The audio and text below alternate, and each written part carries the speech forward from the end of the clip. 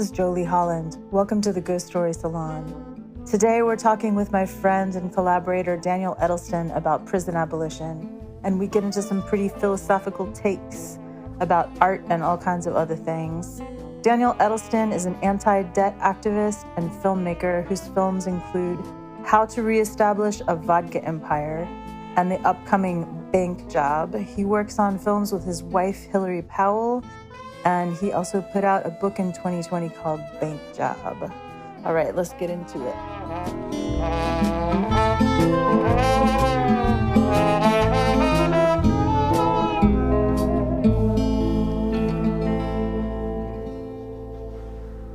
Daniel, how are you doing? Good, thanks, Jolie. Yeah, very good. Nice to see you. Thank you so much for being on the benefit for Abolition 2021. It's an honor to be asked. I'm really pleased to be considered to be on that with you. And I've noticed, since we've been sort of friends and hanging out, how hard you work, for a sort of more just and progressive society, really. So there are so many areas of injustice, effectively, So sometimes one wonders, well, where do you start? How do you start dealing with these problems around you? And I have a huge respect for you because you're continually working hard, and it's not easy to be a musician or an artist of any kind at all, but to also really try and dedicate yourself to helping the world beyond what's already helpful, which is the art. I have a huge respect for it, and I feel like kindred spirit, although I'm sort of working in different areas, sometimes. But that's very generous of you. Yeah, I've always seen my music as the mouse in the corner of the cartoon making a joke about it all that allows hopefully a space to create a different way of thinking about it. Well, yeah, I mean, I definitely agree with that, but I think you cannot separate an artist from their story, and I think the story has to be so intrinsically connected. It's like, the question, who are you?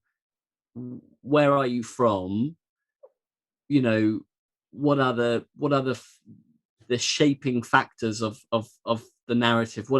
Where's the kind of pit moment? Where are the lows? Where are the things, I guess the obstacles which you've had to respond to, and so the story and the overarching story and then the music itself are, for me, all entwined, so it's not necessarily that, about lyrics in the song or any of that.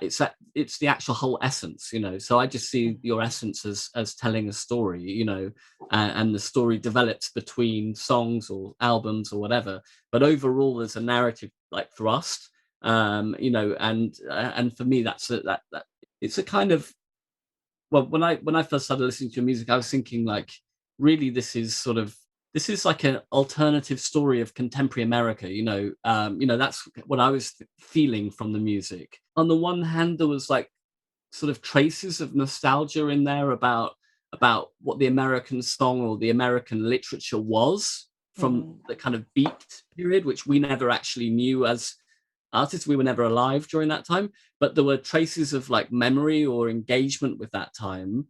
But then it was refracted through the lens of the 2000s, the early 2000s as well, and those realities.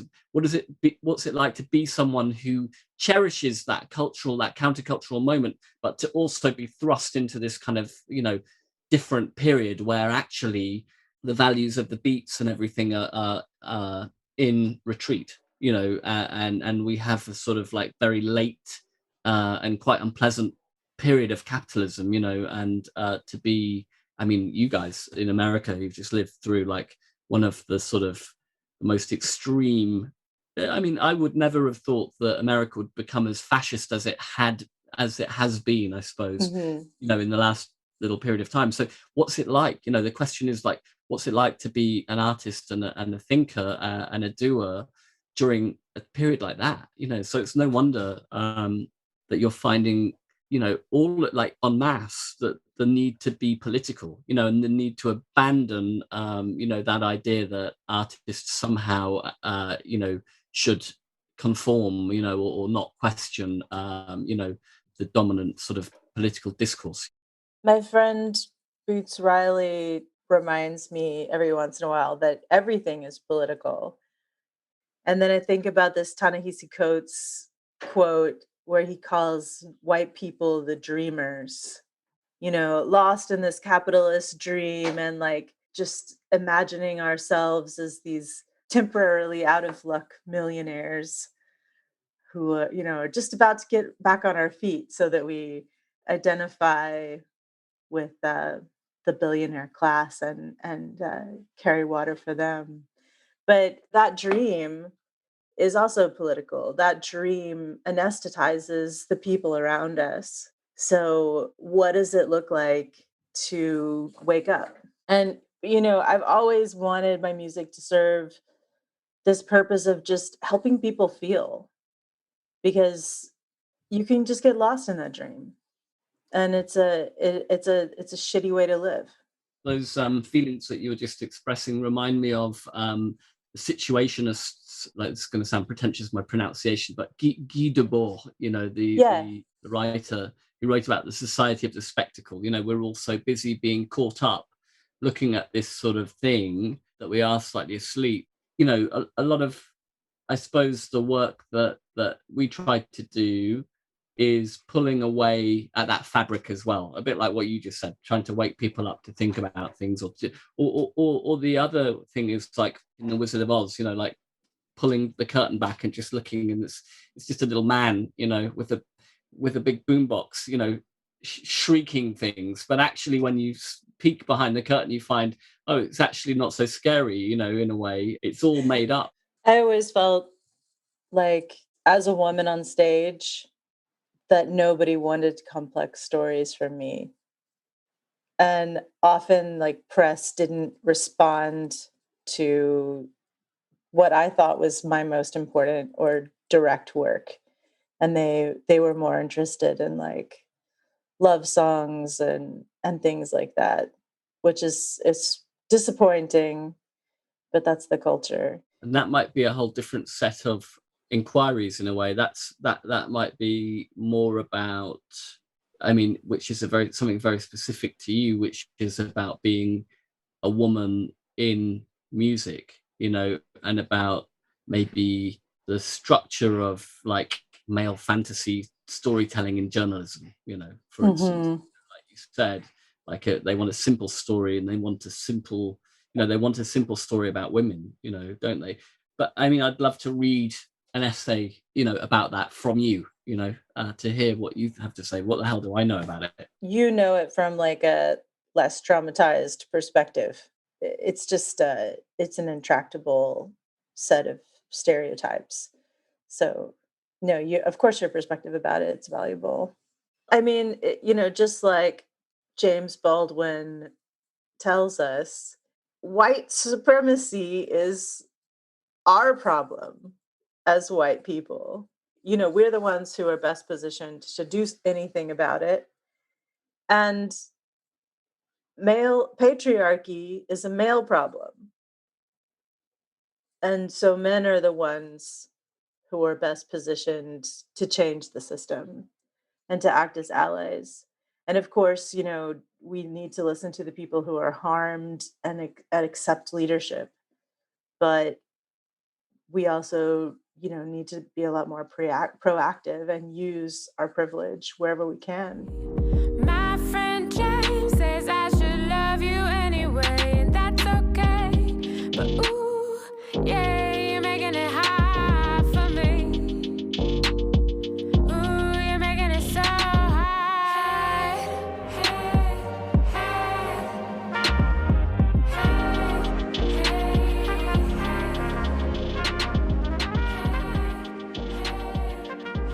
I'm curious what the American mass incarceration looks like to you in the UK. To me, that seems horrifying, but I don't have like direct experience. I only have what I've seen in documentaries and fiction films, and then read in the press, really. But I know that there's within the kind of documentary film world, there's a lot of films that are doing their best to reveal how terrifying and unjust and just plain awful the prison system is. Yeah, so those are my types of impressions. And then like the worst part of it is that or the most recent piece of research that I sort of remember reading was showing how many more black people were being chucked into prison, and how that kind of closely, it's almost like the prisons sort of stood in for the slavery plantations up to a point. You know, they sort of, it became a replacement for that. There's nowhere that's a clearer picture of that than Angola. And that's its long-standing nickname. It's Louisiana State Penitentiary. People can go in for short sentences and stay for 70 years, just working, doing this forced labor. It's just like, working people to death. And of course, with COVID, that became a lot more clear. Like people were threatened if they didn't want to go to their job in the prison for which they got, they get paid pennies, that they would lose their chance to go up for parole, things like that. Yeah, I mean, it's I think what you're doing is great, because clearly it's massively needed, and I think it's, yeah, in a way it's the most extreme end of the sort of system of injustice, and I guess it's the most extreme form of racism left, the last Mhm. vestige of it. I grew up in the shadow of this prison. They had a really well-known rodeo, like a well-known and extremely brutal rodeo. So, all rodeos are brutal, and you take the kids to the rodeo, and you might see animals dying on the fairground. You might see like people getting really badly injured. And my perspective as a young vegetarian definitely plays into that. I keep flashing back to how I first heard about Angola. And Yeah, I was wondering about that. I was wondering about it. Like, what drew you to this like specific thing? Because we're so, there are so many terrible injustices. What I was thinking the same thing. So yeah, tell me more if you're up for it. so I mean, I didn't start this idea at all. So the pastors of Abolition Apostles Church, this was their idea. And it's just such a brilliant idea to start this free hospitality house near Angola. It's extremely isolated. You might have to drive for 40 minutes from the nearest town to get there. They're trying to found this place that's like very close by this old farmhouse and turn it into like a hub for activists, a way for family to get close to their people. I mean, a lot of people get life there, and they're lucky to get to see their family a few times during their sentence. And, of course, the sentencing is so racist that and the whole system is so racist, especially in Louisiana. Like, nobody deserves to be in that kind of a jail, but the levels of injustice, like all the way through the system, it's very extreme. Well, I hope that the kind of fundraising project reaches the goal. It's a massively ambitious fundraising target, isn't it? It is, but we're just, we're trying to get this down payment together, and then there'll be ongoing fundraising. So after this project, we'll go into visual art and then try to make the musical benefit happen once a year, and like hopefully even on the land, in person, when we can be around each other again. In Angola, there's people who've served 30 and more years on trumped up charges, and they're still fighting for their freedom, and going before racist parole boards and trying to prove their innocence. There's people who even had like a lot of support from their wardens and still couldn't get out.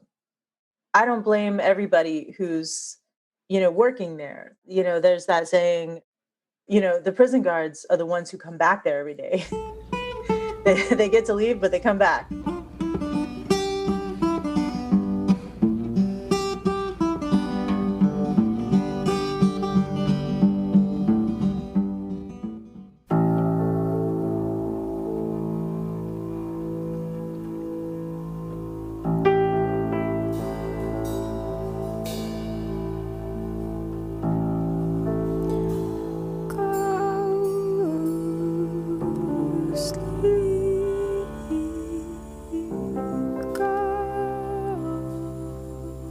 Do you want to tell the ghost story now?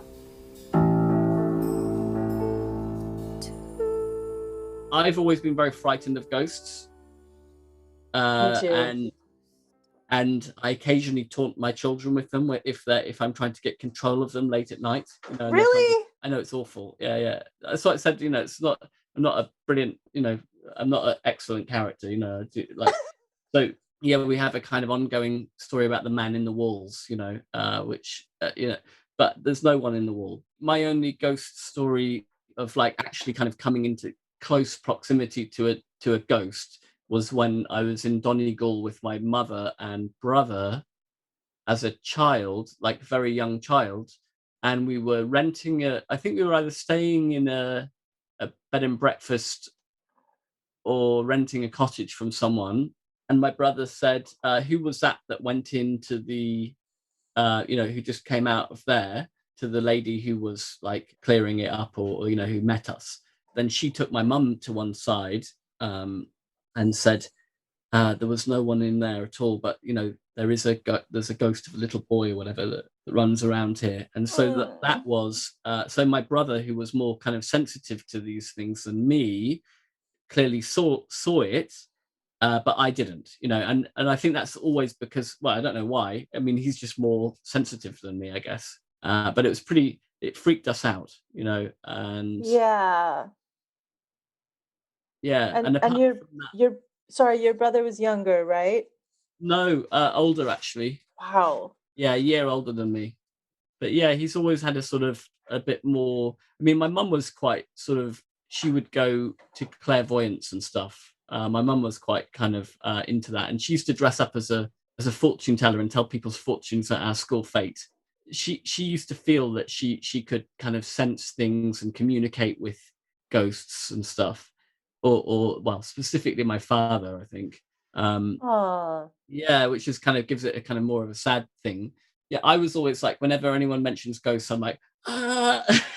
So I think maybe that kind of fear just obliterates sensitivity towards it. If ghosts are real, I hope that my fear of them keeps them the fuck away from me. That's my tactic. And I think it mostly works. Yeah, and yet you're quite obsessed with ghost stories, aren't you? Well, I collected hundreds of firsthand ghost stories. So I like telling them. I like telling them because they're mostly not scary. And I just think they're amazing human stories. Yeah. Still, I am surprised that you're attracted towards telling stories about something that like you're intrinsically scared of. But then again, maybe the things that we are all scared of are the things that we weirdly attract into our lives in a weird way. Like not wanting to run away from things, you end up colliding with them, possibly. Well, I wanted information about them. I wanted to look for commonalities. I just wanted to understand. So I had undiagnosed PTSD for, as long as I can remember. And that, you just have kind of like that can manifest as like a cloud of anxiety or something, or panic attacks, nightmares, insomnia, those kind of symptoms. And because it was undiagnosed, and because I didn't know what I was afraid of as a kid, ghosts were almost like a a symbol for me. It was just like a way that I could explain my PTSD symptoms. And I've gotten better healthcare in the past 15 years or whatever. And, I've been able to give myself a break from being constantly triggered like I was before I knew what my symptoms were, before I understood PTSD. So I no longer conflate that nebulous anxiety of PTSD. I no longer like think, oh, well, maybe I'm afraid because of something supernatural. I know exactly why I experience anxiety now, but I still collected all these really cool stories. And to me, they're like dreams. They're very human. They're very human stories. They're just like, and the meaning is only with the person who's experienced them. That's how I think of it. And so, talking to people about these stories is like doing dream analysis. That's interesting. Yeah, and it's sounds like it was like collecting them was somehow part of dealing with worries that that you had when you were a kid. But Hmm. have you ever heard about, like, Hillary was telling me a few, maybe I wanted to talk to you about it like a few weeks ago, or maybe a month ago, the song lines, and the dream state and all that. Have you come across all that? The kind of Aboriginal songwriting and the songs can last for days. Right. The songs are almost like maps of the country. Yeah, it's amazing, isn't it? Yeah. It's Like, really beautiful. I mean, while it's you're like, singing a song, you find your way across huge terrain, and the song reveals like where you turn left and right or whatever, that type of thing. This, mhm. and isn't it called the dream state? So there's a dream state in there somewhere. I'm not sure because I'd never heard of it before, but I I was think like, blown away by it. I think like, and obviously this is, in English, and who knows, like, I don't know if this is like an acceptable term to Aboriginal people, but we say dream time. And I don't exactly know the meaning of that, but I have heard about the song lines. And Oh yeah, I remember hearing people say like, oh, it makes the journey faster. it's called, like, here it's called the dreaming, and referred to as dream time, Cool. devised by early anthropologists, attributed Australian Aboriginal beliefs. It's really cool learning about descriptions of time that are outside of the way we've been encultured to conceive of time. My fuddled mind, my fuzzy mind, come and dine inside my fuzzy mind with me.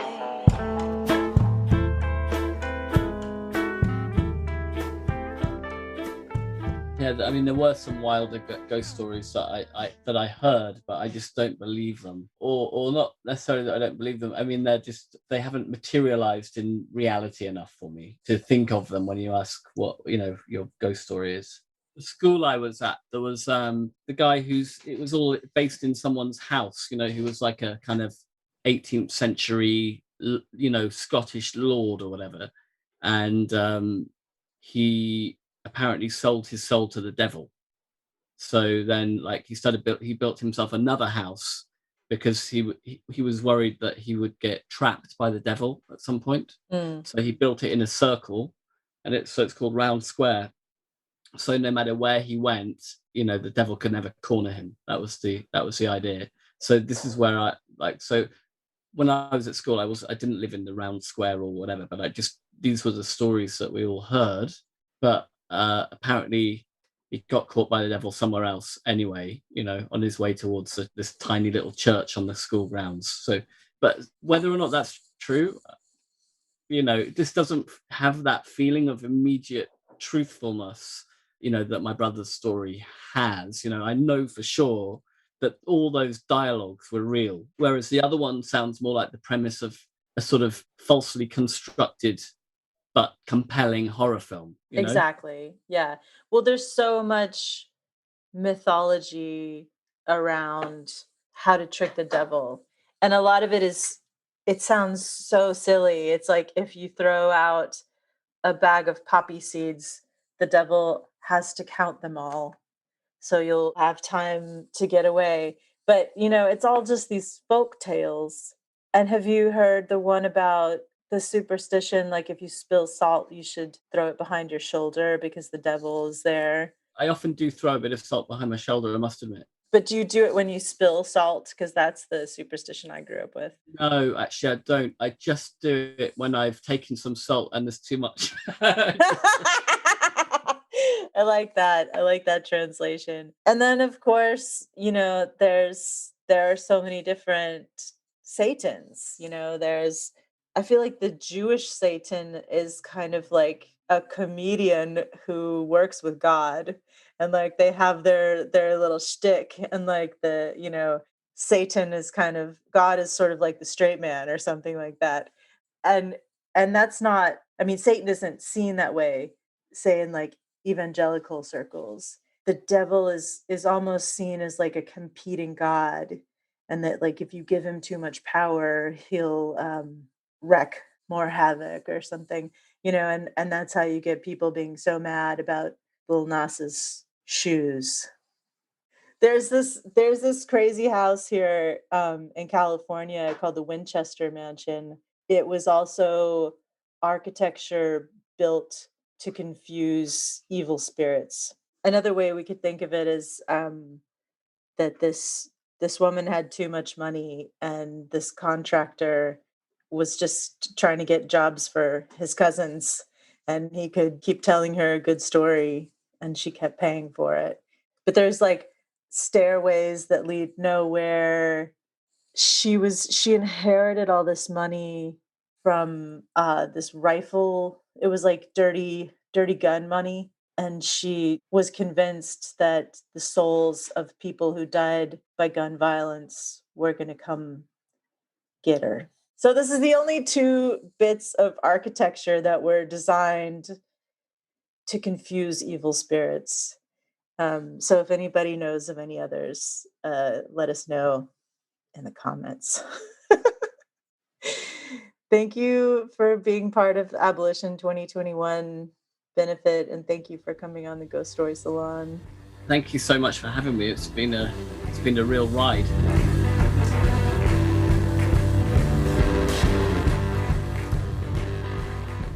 It's always so good to talk to Daniel Edelstyn. He really made me feel seen as an artist in that conversation. Daniel has a band called Orchestra of Cardboard. They have an upcoming record. I'm not sure when it's coming out, but Stevie Weinstein-Voner, my partner, and I both worked on it. I'm really excited about it. I want to thank my producer, Rob Van Vranken, and thank you all for being here.